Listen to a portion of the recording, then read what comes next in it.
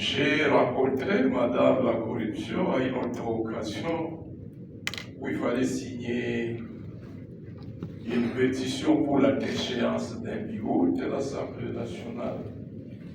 Et de manière inattendue, alors que moi j'estimais que les faits étaient tellement graves. Et j'applaudis, on a prévu pour chaque signateur 6 500 $. Je l'ai rencontré lorsque il fallait aller voter. Et on va m'informer que, bon, il faut passer prendre un café auprès d'une équipe de coordination d'un camp. Et ce café, c'est 4 000 $ par personne. Je l'ai rencontré lorsque, dans une plénière où il fallait voter, j'apprends, on dit, lorsque tu iras dans l'isoloir, prends soin d'amener ton téléphone dès que tu auras complété ton bulletin de vote, prends la photo et tu vas présenter la photo à notre équipe de coordination et en contrepartie, tu auras un formulaire parce que le chef de notre camp a promis à chacun des députés qui vont voter pour nous une type TXL 2020. La coalition Le Bureau n'est pas à vendre. Je vous souhaite la bienvenue à l'occasion de cette première édition de remise du prix Kanyaka, organisée ici au Célibien Village. Ce soir, nous sommes réunis pour célébrer ceux et celles qui ont choisi de s'engager avec courage, qui ont choisi de s'engager dans la lutte contre la corruption et qui ont choisi de promouvoir les valeurs essentielles à une société juste et éthique.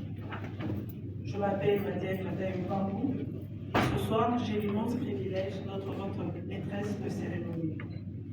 Ensemble, nous allons partager des moments riches en émotions, riches en inspiration et en reconnaissance envers ceux et celles qui incarnent l'excellence en matière d'intégrité.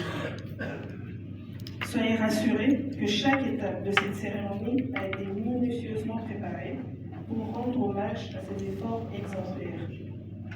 Et nous espérons que cette soirée sera pour chacun de vous une source d'inspiration en menant de réflexion sur l'importance de l'intégrité dans nos vies et dans celle de nos collègues. D'abord par vous présenter le programme de cette soirée.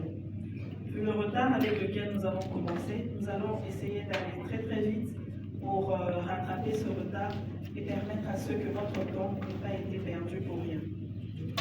Nous commencerons par la présentation du programme qui est en train d'être faite. Ensuite, nous aurons un mot du coordinateur de Saint-Paul qui parlera du prix Kanyaka et qui expliquera la genèse de ce prix que nous remettons ce soir. Par la suite, vous aurez quelques projections des vidéos sur le prix et l'avis que nous avons pu avoir de nos citoyens sur leur compréhension de ce qu'est la corruption et de ce qu'est la lutte contre la corruption. Nous aurons par la suite un mot du représentant des membres du jury.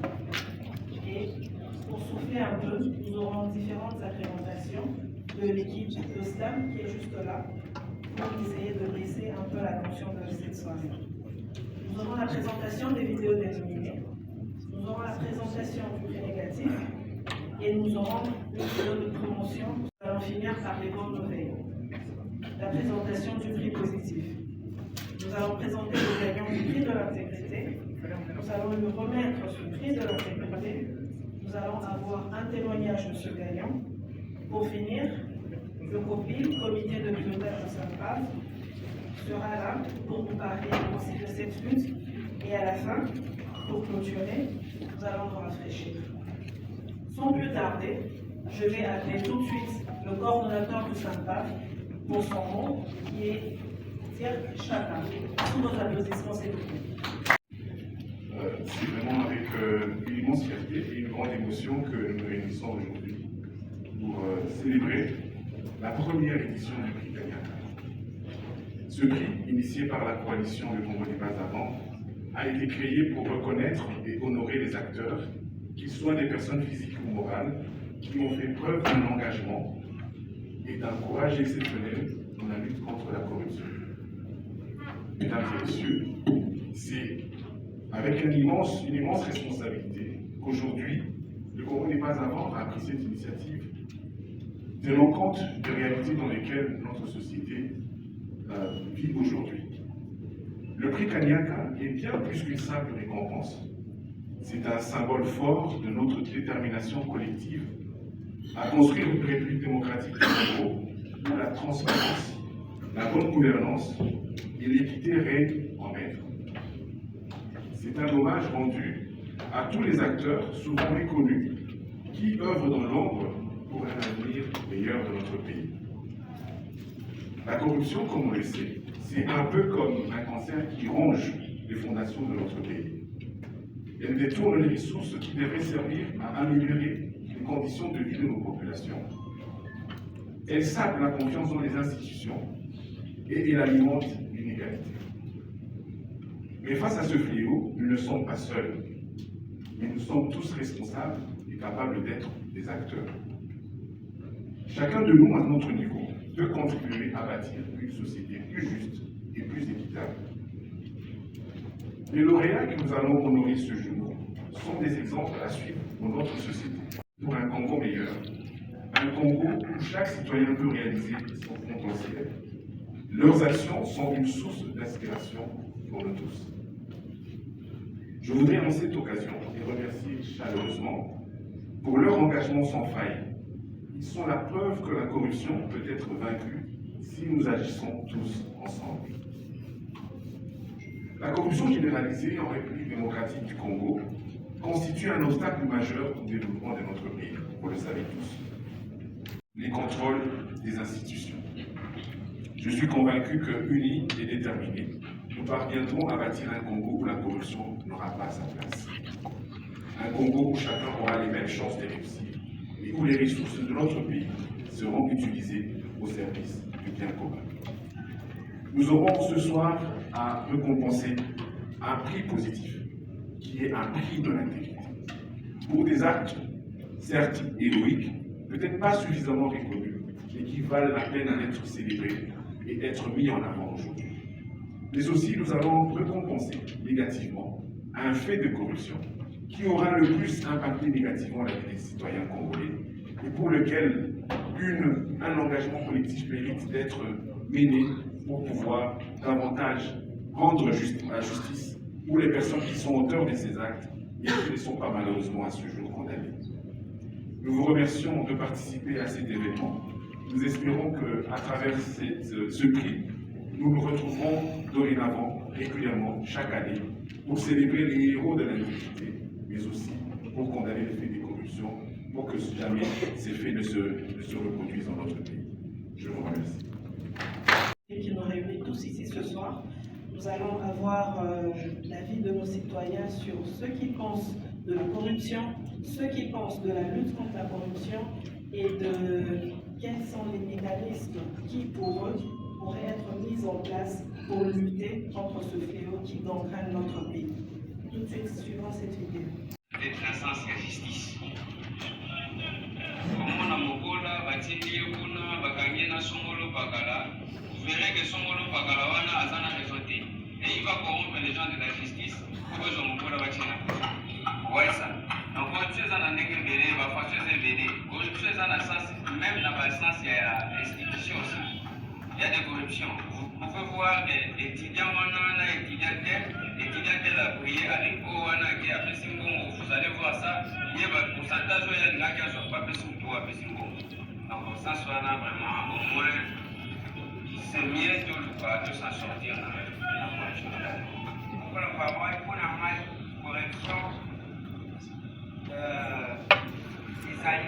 Par exemple, on va faire un mandat public qui a l'État. Là, c'est tout ça là. On a une situation pour intoxiquer na makambo kwa jambo ya msala mko kwa huyo kana basa aye pesa mkono kumela masala mabuyu utati yo matisa kwi kama tuzo mbo mwana toka kula kuna mai kwa shia mwa selo kwa makeo dogo ya basi ya munde kumambuka na biso wana kusa isila wana professeur ezali ntango aza na kosa eloko moko na asimisi omwa eloko moko oyo ntango mona momongo wana mbala moko na biti awa nalekisa ye mbala moko ndenge tomonaka na etuka bakata eletere omona mosaye na nsima me alors kapesa 100 francs ebala akosa alekisa ye alors kaza première personne ya komandeli yo wana la grande corruption qui va faciliter ta tâche. On les a, c'est la place à la carte. Le plus c'est faire ça, la police a pas mort, on a un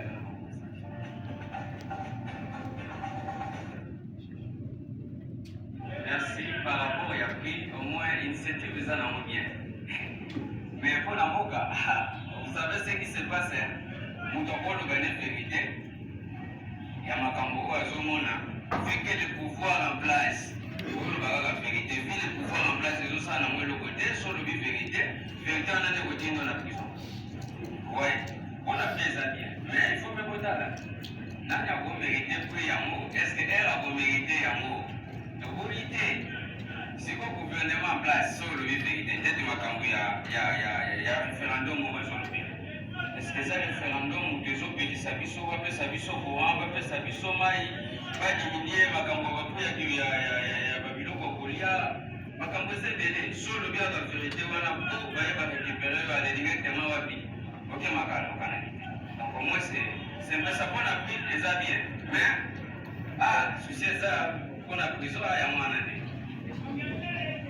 auke ya mwana sivile certifiana ya kanyaka izwakubashikoko tikonte condition eza mamalamu osena mabakontina moko mpona kodikubashikao bazosala makambo wana ya corruption eza malamu leo naoyebisa bango batelaka te baoyo baza likolo wena bainstitution bagrande institution po bakompasa bango batala baniveau nyonso bao eza mpe na mosusu na bainterieur partout na pays po baolete mosala wana zetomona baopesa ba motu masala na ministère oyo bona inspection polike batala motu nyonso po ezala meme bapetit peu yape na bao baolete soki initiative oyo ya kokombattre corruption ezali malamu parce que même ye moko mokonzi moko atanga participe alobaki ye aza na mpona kopanie makambo ya corruption mpona nini baacte presque tomoni meme bapublicité awa oyo ya oyo ya igef omoni ere bazo saesalaki bagent ya contrôle baye ya igef alengi asi mbongo osali abongisi deja ya bango bakoti aprete bango mbongo basali bakoya c'est capable de faire ça va l'aider parce que vas-y c'est qui a accompagné c'est président malade parce que corruption et l'eau les nombres de la régression ses avis sur ce qu'est la corruption et l'initiative que nous célébrons ce soir qui est le prix Kanyaka. Il est vrai que c'est une très petite représentation de la population qui vote, mais en gros, nous savons ce que la majorité dit. Beaucoup ont peur de s'exprimer, comme vous l'avez entendu, par peur d'être arrêtés, puisque la vérité, des fois, n'est pas la chose bonne à dire.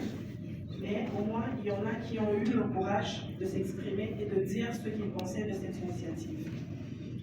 Là, tout de suite, nous allons passer à une autre étape de notre soirée.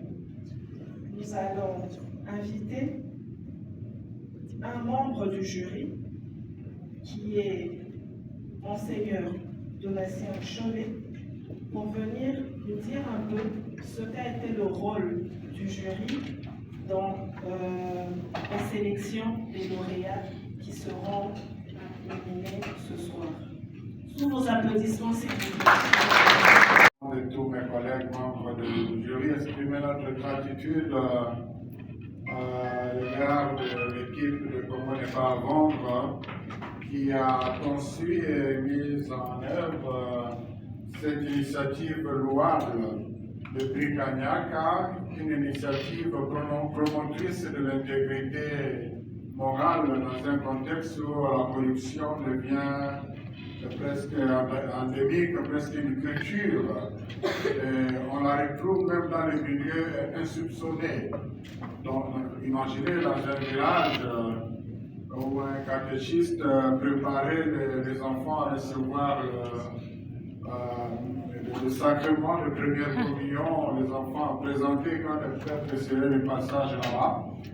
Et il y a des parents, quand ils ont appris que le prêtre arrive, comme les enfants n'ont pas suivi la catéchèse, ils ont proposé la corruption au catéchisme pour qu'on anime les enfants à recevoir le sacrement. Imaginez où nous en sommes. Donc, c'est avec joie et gratitude que nous avons accepté de répondre à l'invitation de constituer, d'être parmi les membres du jury, où nous avions eu à examiner les différents cas présentés, positifs comme négatifs. Chacun devait coter ce son, selon son appréciation, après avoir pris connaissance de ce qu'a fait tel ou tel individu structure. Et c'était vraiment intéressant. On avait une bonne CENI qui ne faisait pas le bourrage des unes en tout cas. Et voilà, à la fin, on faisait la moyenne. C'était quand même curieux que le point donné était presque dans la même tranche, quoi. Et là, nous sommes satisfaits du résultat auquel nous sommes parvenus, qui vous sera rendu public. Donc, je voudrais pour finir inviter tout le monde à ne pas rater une seule occasion qui se présentera dans sa vie pour sensibiliser aux effets néfastes de la corruption et à l'importance de la combattre, de reconnaître et de célébrer ceux qui ont apporté une contribution significative à cette lutte partout où nous serons, et encourager davantage les démunis, les gouvernants, les gouvernés à prendre position contre la corruption, à promouvoir l'intégrité et l'éthique de notre société, à attirer l'attention du public sur les faits de corruption ayant un grand impact négatif sur notre développement, et à pousser les entités compétentes à mener des investigations approfondies et à sanctionner les auteurs de ces actes, à influencer l'application cohérente des textes légaux en vigueur sur la corruption en RD Congo et à promouvoir la lutte contre la corruption dans les milieux éducatifs et scolaires. Et pour finir, un jour, je recevais quelqu'un qui venait négocier avec moi suite à un travail qui lui a été demandé comme géomètre dans une concession d'Aselco. Il estimait son travail à 20 000 $. Moi, j'ai dit non, ce travail, en tout cas, le grand maximum qu'on peut donner, c'est 15 000 $. Il m'a dit, écoutez, faisons ceci. Mais 30 000 $ et les 10 000 $, là, nous allons nous la partager. Une petite adresse à qui est un prêtre que je suis. Voilà, donc si à ce niveau déjà on n'a pas peur de corrompre le prêtre, ça signifie que dans sa tête c'est quelque chose de très normal. Alors je dis, écoutez, dans ce cas, même ce marché, tu n'auras pas. Merci. Pour Madeleine, on va essayer d'être très rapide dans la présentation du prix pour nous permettre de comprendre comment est-ce que le processus s'est passé et comment est-ce que le prix lui-même a été mis en place, quelle a été la procédure pour sélectionner les cas, mais aussi pour pouvoir les départager. Alors, les objectifs du prix Kaniaka, comme on venait de le dire tout à l'heure, c'est de pouvoir honorer et reconnaître, mais aussi dénoncer et décourager. Honorer et reconnaître les acteurs, qu'ils soient des personnes physiques ou morales, qui ont fait preuve d'un engagement et d'un courage exceptionnel dans la lutte contre la corruption, aussi bien que dénoncer et décourager les faits de corruption les plus répréhensibles. Les objectifs spécifiques de ce prix, c'est de pouvoir sensibiliser aux effets néfastes de la corruption et à l'importance de la combattre, de reconnaître et célébrer ceux qui ont apporté une contribution significative à la lutte contre la corruption en République démocratique du Congo, c'est encourager davantage d'individus à prendre position contre la corruption et de promouvoir l'intégrité et l'éthique. Tout aussi condamner pour le prix négatif, attirer davantage l'attention du public sur des faits de corruption ayant eu un grand impact négatif sur la communauté, de pousser les entités compétentes à plus d'investigations sur des faits de corruption pour des sanctions contre leurs auteurs et, le cas échéant, des réparations en faveur des victimes. Alors, quelles sont les deux catégories qui ont été retenues? Il a été retenu une catégorie positive et une catégorie négative. Pour le prix positif, il récompense ceux qui ont contribué activement à la lutte contre la corruption.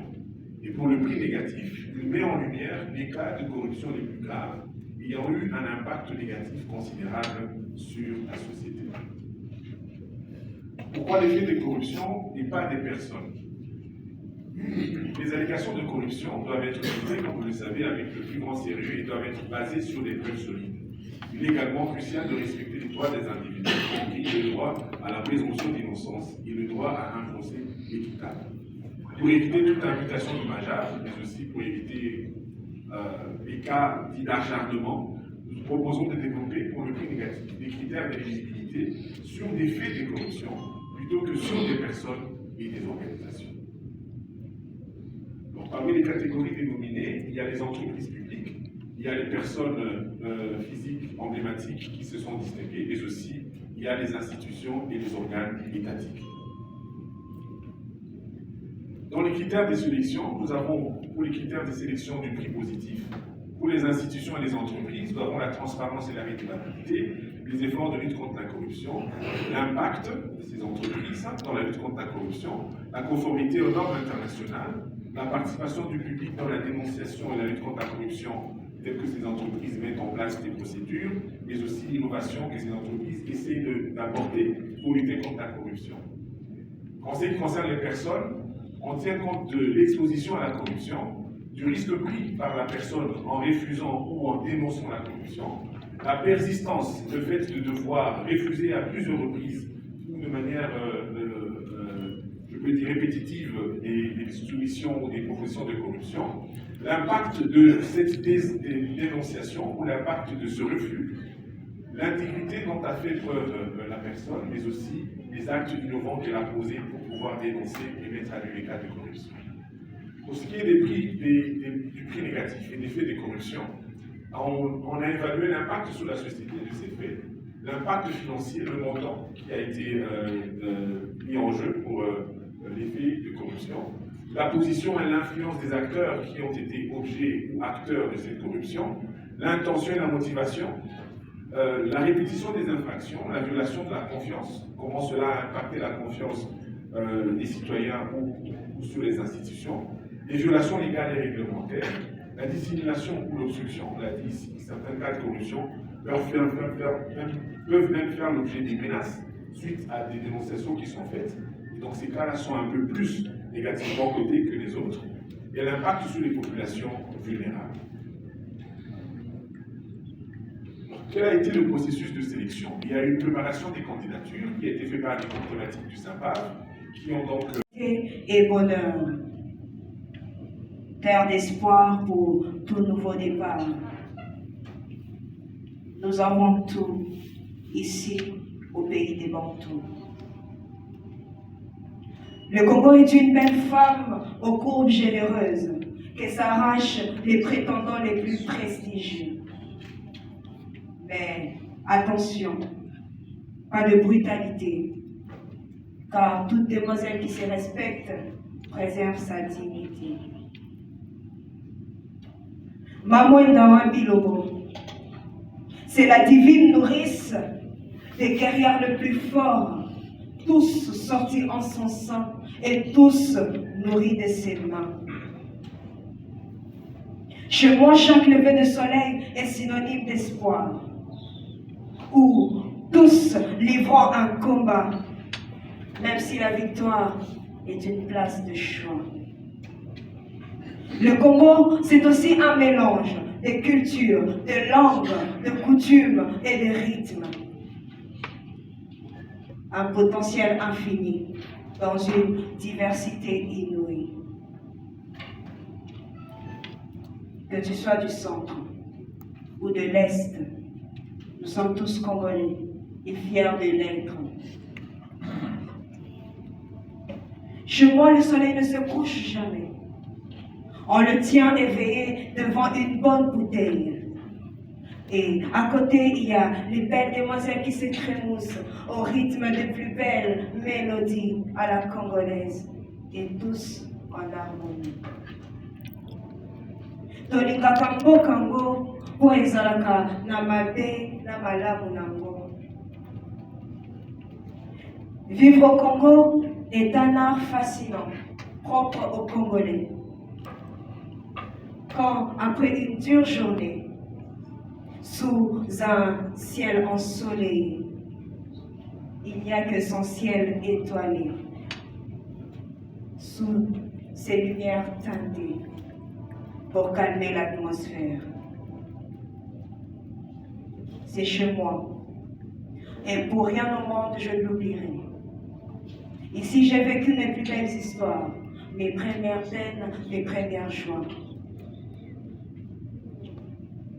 Je ne sais pas pour vous, mais c'est ce Congo-là que je vais léguer à mes enfants.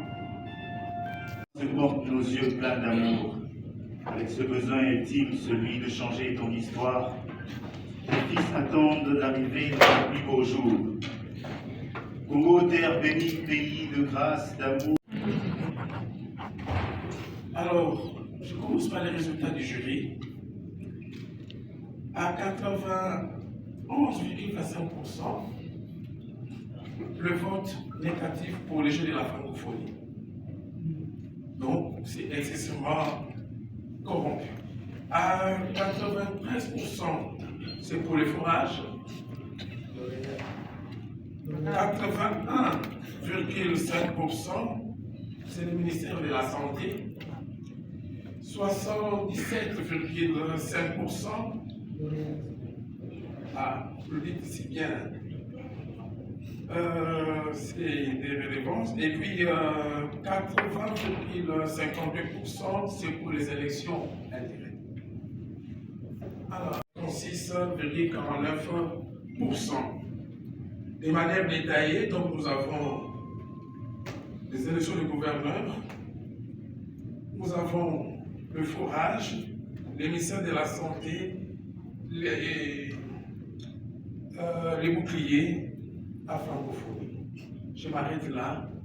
Nous nous rendons compte que, quand nous tenons compte de tous les résultats du jury et de ce que les citoyens soumettent par le vote, que les élections constituent vraiment un fléau pour la République, un fléau pour la société, et nous avons tous intérêt à la combattre. Merci. D'honneur. Nous, la coalition Le Congo n'est pas à vendre, décernons ce certificat d'honneur à, les noms nous avons cités, en reconnaissance de votre engagement exceptionnel dans la lutte contre la corruption, la promotion de la transparence et la défense des principes de bonne gouvernance dans votre secteur en République démocratique du Congo. Ainsi, je vais appeler, j'ai ici la part de M. Mwab Nawej Martin, s'il est là.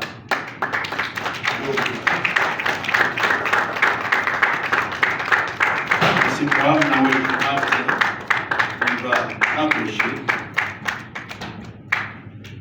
Il vient à personne, nous allons l'acclamer.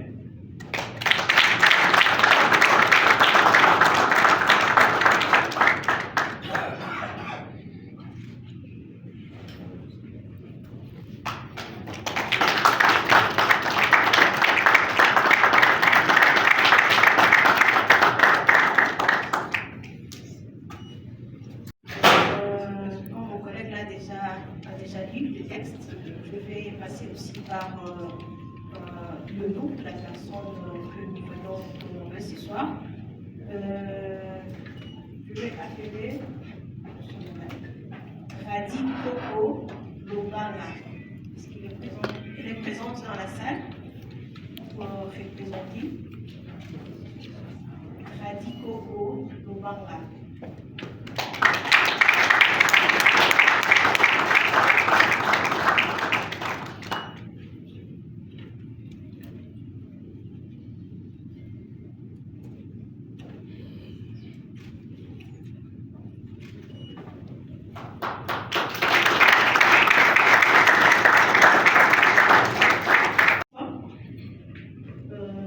Honorable Jean-Baptiste Pascal, vous pouvez venir.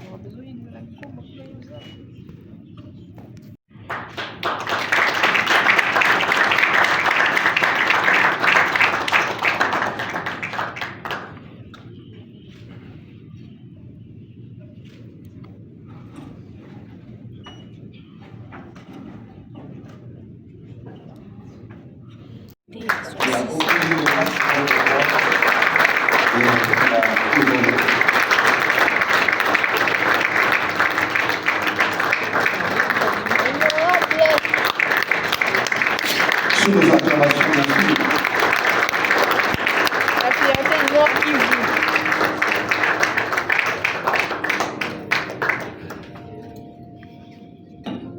Ça c'est quoi? Voilà.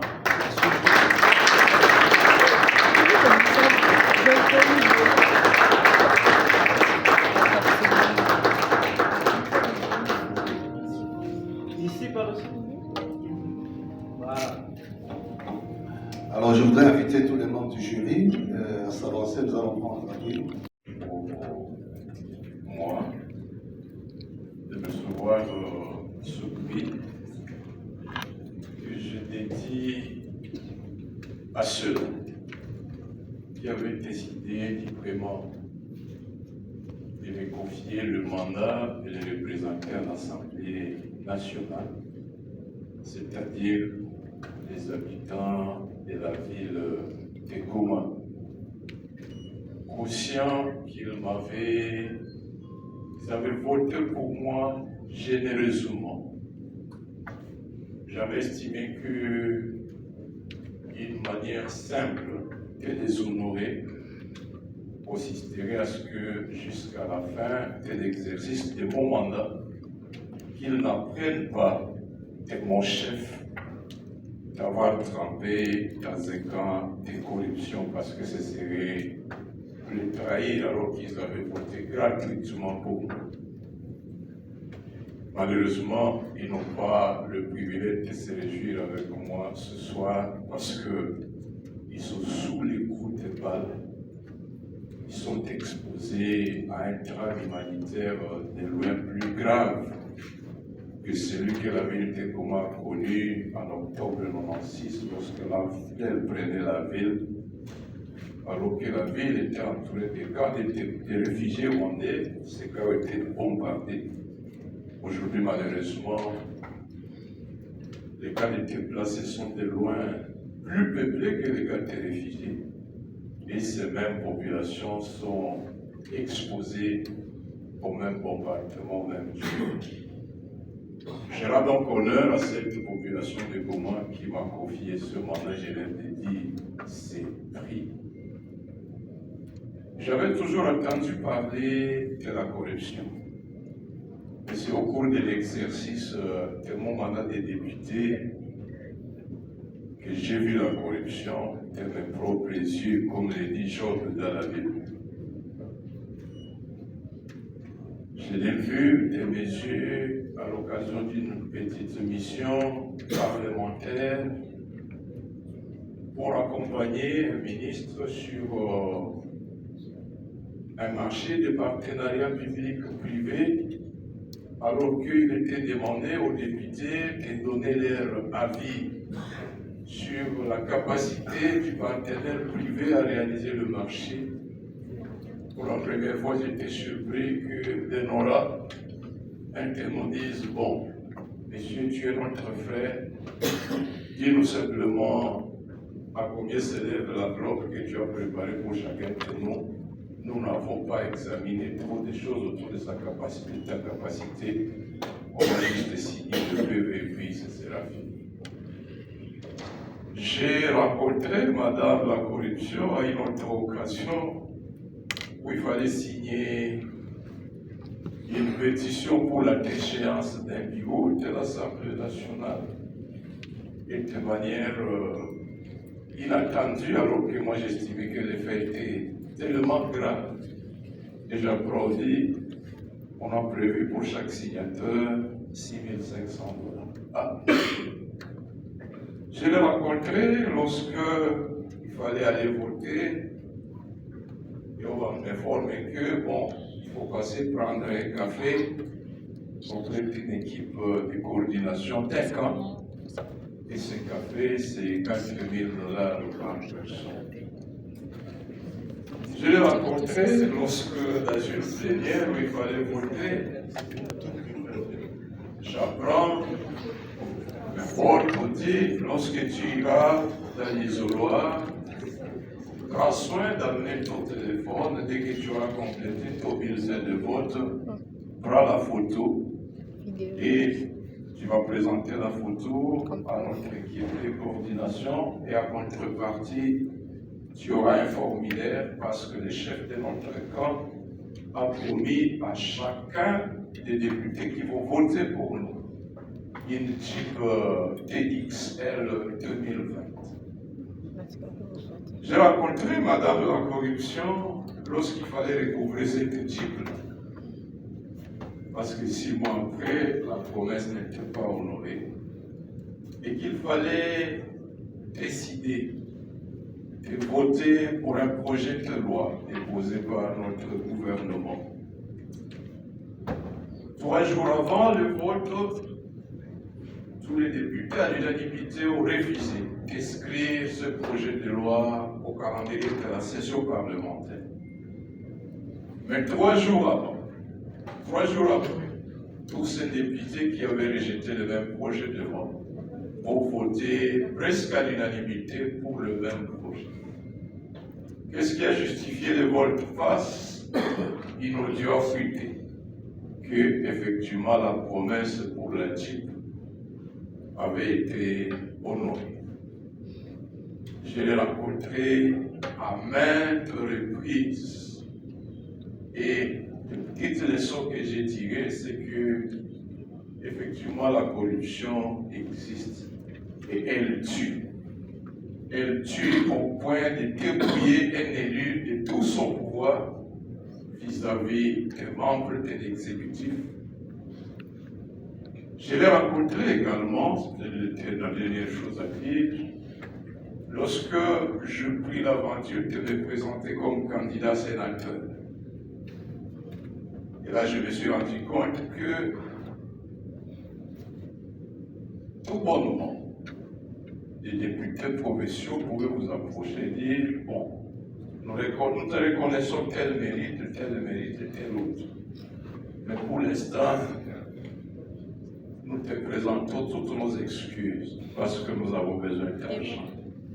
Et nous savons que tu ne nous donneras pas.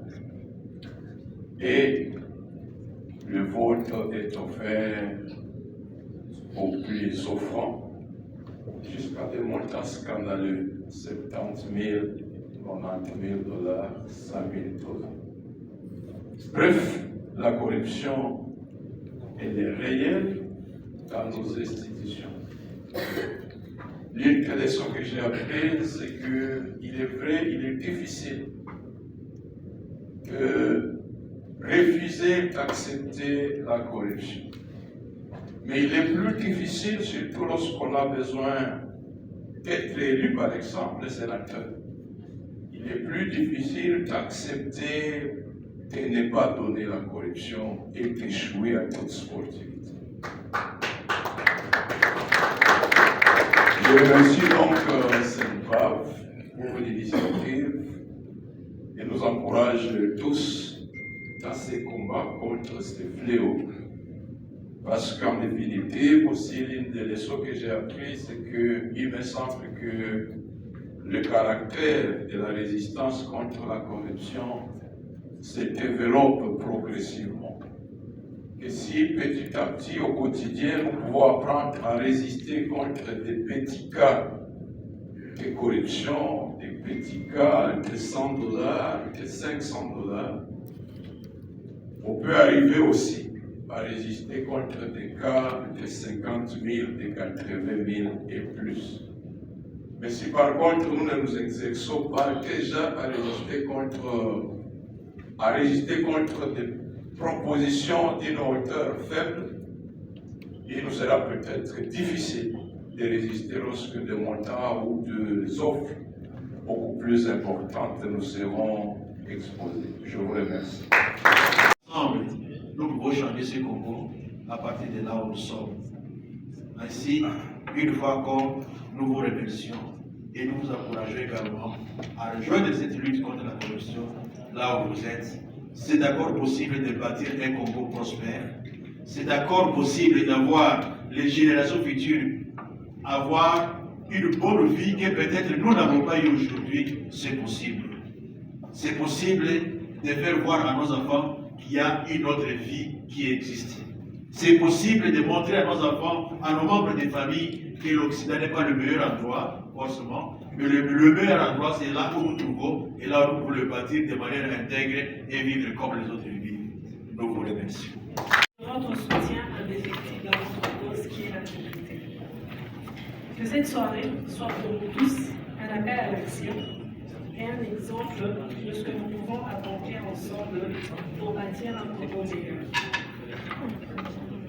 Je vous souhaite à toutes et à tous une excellente fin de soirée et un agréable moment de convivialité. Merci.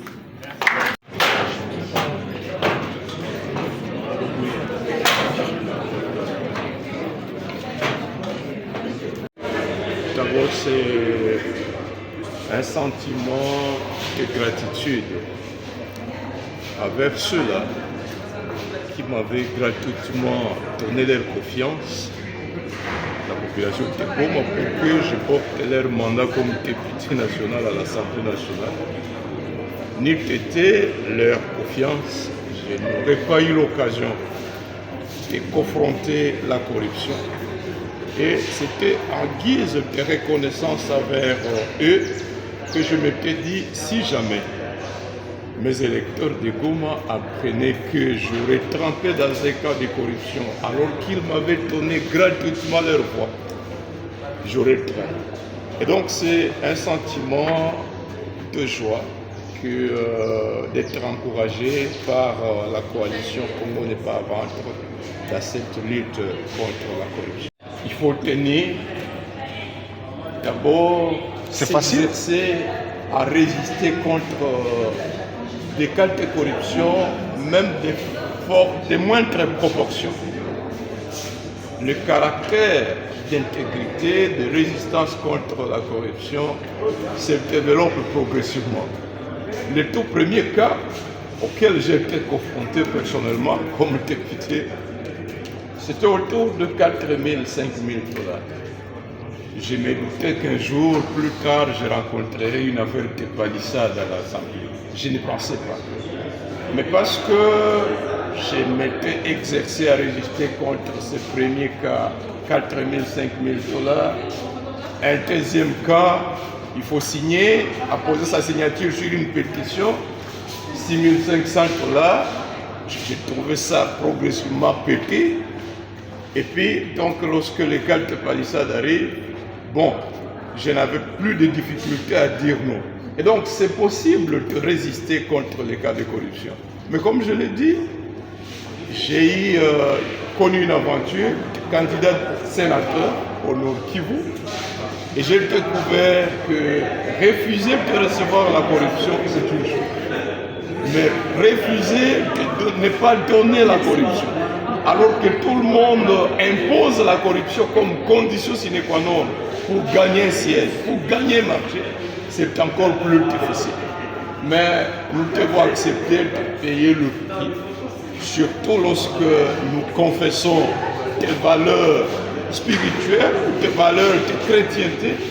Nous devons apprendre à être intègres, surtout, comme disais-je, lorsque la population vous donne gratuitement sa confiance, gratuitement un mandat. C'est quand même une trahison qui est allée vendre le vote que j'ai reçu gratuitement, monnayé pour avoir des avantages induits. C'est donc possible, mais ça mérite de faire l'objet d'une action collective et des initiatives comme celle portée par Saint-Pave méritent effectivement d'être encouragées. L'actualité oblige le privilège de les rencontrer sur les lignes de front à Béni.